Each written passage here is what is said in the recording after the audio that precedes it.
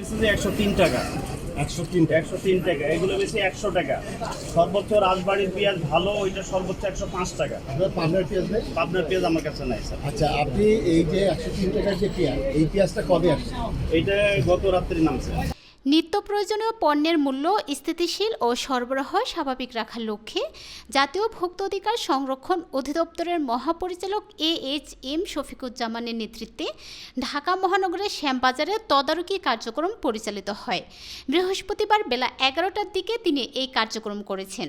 এ সময় আরও উপস্থিত ছিলেন অধিদপ্তরের পরিচালক প্রশাসন ও অর্থ মোহাম্মদ আসাদুজ্জামান, পরিচালক কার্যক্রম ও গবেষণাগার ফকির মোহাম্মদ মনোয়ার হোসেন সহ অধিদপ্তরের প্রধান কার্যালয়, ঢাকা বিভাগীয় কার্যালয় ও ঢাকা জেলা কার্যালয়ের কর্মকর্তা বিন্দুসহ শ্যামবাজার ব্যবসায়ী সমিতির প্রতিনিধিরা।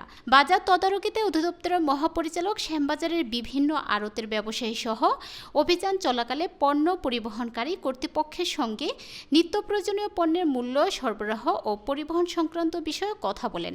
বাজার তদারকিতে দেখা যায় নিত্য প্রয়োজনীয় পণ্য পরিবহন সংশ্লিষ্ট বিবিধ ব্যয় হ্রাস পেয়েছে এবং পণ্যের মজুদ স্বাভাবিক রয়েছে।